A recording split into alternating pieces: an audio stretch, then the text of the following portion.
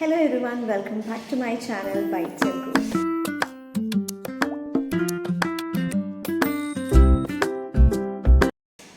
നമുക്കെല്ലാവർക്കും പുറത്ത് പോയി ഭക്ഷണം കഴിക്കാൻ ഭയങ്കര ഇഷ്ടമായിരിക്കും അല്ലേ?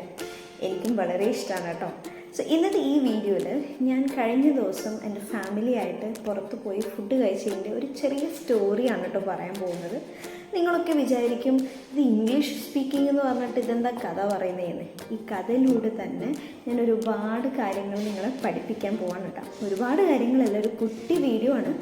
നമ്മൾ പുറത്ത് പോയി ഫുഡ് കഴിക്കുന്ന സമയത്തൊക്കെ നമ്മൾ കോമൺ ആയിട്ട് യൂസ് ചെയ്യുന്ന കുറച്ച് വേർഡ്സ് ഉണ്ട്. അത് ഇംഗ്ലീഷ് വേർഡ്സാണ്.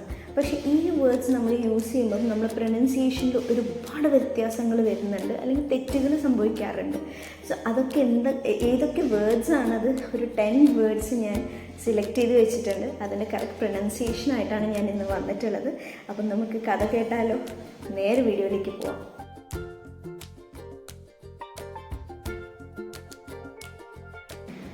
അപ്പോൾ കഴിഞ്ഞ ദിവസം വീക്കെൻഡ് ആയതുകൊണ്ട് തന്നെ ചേച്ചിയും കുട്ടികൾ വീട്ടിൽ വന്നായിരുന്നേ.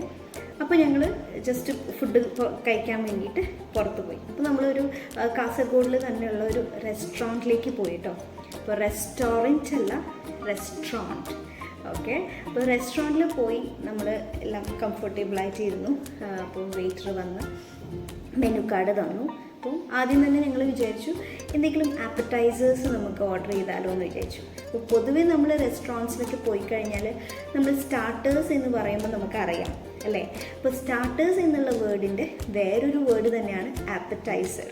ഓക്കെ, അപ്പോൾ പൊതുവേ സാധാരണ റെസ്റ്റോറൻറ്റ്സിലൊക്കെ സ്റ്റാർട്ടേഴ്സ് എന്ന് തന്നെയാണ് പറയുന്നത്. പക്ഷേ കുറച്ചും കൂടി നമ്മൾ പ്രൊഫഷണലായിട്ട് കുറച്ച് 5 സ്റ്റാർ ഹോട്ടൽസിലൊക്കെ പോയി കഴിഞ്ഞാൽ ചിലപ്പം വെയിറ്റേഴ്സൊക്കെ നമ്മളോട് വന്ന് ആപ്പറ്റൈസർ എന്ന് പറഞ്ഞു കഴിഞ്ഞാൽ നമ്മൾ ചിലപ്പം അന്തം വിട്ട് നിൽക്കുന്ന ഒരു അവസ്ഥയായിരിക്കും. അതുകൊണ്ടാണ് ഞാൻ ഈ ഒരു വേർഡ് ആഡ് ചെയ്തത് കേട്ടോ.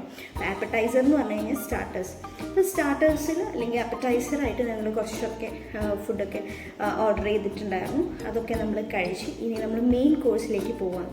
അപ്പം ഞാൻ പറഞ്ഞു എനിക്ക് എന്തായാലും ഷവായി മതി എന്ന് പറഞ്ഞു കേട്ടോ. അപ്പം ഞാൻ എന്തായാലും ഷവായി ഓർഡർ ചെയ്തു. നമ്മളെല്ലാവരും അത് തന്നെ കഴിക്കാമെന്ന് വിചാരിച്ചു. അപ്പോൾ പിള്ളേർക്ക് കുറേ നാളായി പിസ്സ കഴിക്കാതെ കുറേ ദിവസങ്ങളായി. അപ്പോൾ മാമ പിസ്സ മതി എന്ന് പറഞ്ഞു കേട്ടോ. അപ്പോൾ പിസ്സ അല്ല, പിസ്സ. ഓക്കെ, അപ്പോൾ അങ്ങനെ നമ്മൾ കുട്ടികൾക്ക് വേണ്ടിയിട്ട് പിസ്സ ഓർഡർ ചെയ്തു. പൊതുവെ ഞങ്ങൾ ഷവായോ അൽഫാമോ കഴിക്കുന്ന സമയത്ത് അതിൻ്റെ കൂടെ മയോണൈസ് കഴിക്കാറില്ല കേട്ടോ. അപ്പം അതിന് ഒരുപാട് പേര് മയോണൈസെന്നും പിന്നെന്താ ഒരുപാട് ഡിഫറെൻറ്റ് നെയിംസ് ആയിട്ട് പറയാറുണ്ട്. അതിൻ്റെ കറക്റ്റ് പ്രൊനൗൺസിയേഷൻ മേയനൈസ്. ഓക്കെ, അങ്ങനെ നമ്മൾ മേയനൈസ് വേണ്ടാന്ന് വെച്ചു കേട്ടോ. അങ്ങനെ നമ്മൾ ഫുഡൊക്കെ കഴിച്ച് നല്ല അടിപൊളി ഫുഡായിരുന്നു, നല്ല ടേസ്റ്റി ആയിരുന്നു. അപ്പം അമ്മ വന്നില്ല ഞങ്ങളുടെ കൂടെ, അമ്മ വെജിറ്റേറിയൻ ആണ്. അപ്പം ഞങ്ങൾ വിചാരിച്ചു എന്തെങ്കിലും പാർസൽ കൊണ്ടുപോകാമെന്ന് വിചാരിച്ചു കേട്ടോ. അപ്പോൾ പാർസൽ അമ്മയ്ക്ക് സാൻഡ്വിച്ച് ഭയങ്കര ഇഷ്ടമാണ്.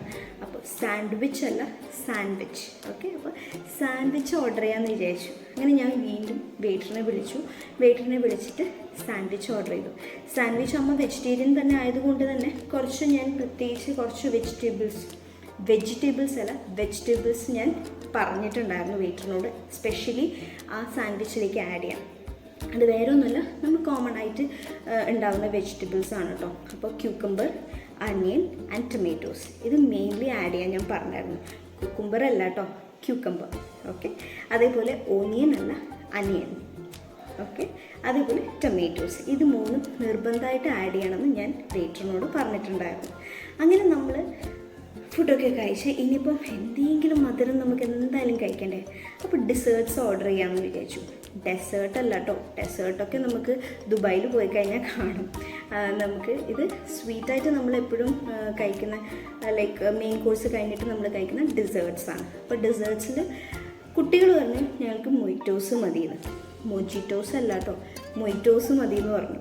അങ്ങനെ പിള്ളേർക്ക് അത് ഓർഡർ ചെയ്തു. എനിക്ക് പൊതുവെ കാഷ്യൂ അതേപോലെ ആമണ്ട്സ് ഇതിൻ്റെ ഒരു ഷേക്ക് ഉണ്ടാക്കുന്നത് ഭയങ്കര ഇഷ്ടമാണ് കേട്ടോ. അതിൻ്റെ കൂടെ കുറച്ച് ഡേറ്റ്സും കൂടി ആയി കഴിഞ്ഞാൽ അടിപൊളി. അപ്പം ഞാൻ പറഞ്ഞു എനിക്ക് എന്തായാലും ആമണ്ട് കാഷ്യൂ ഡേറ്റ്സിൻ്റെ ഷേക്ക് മതി.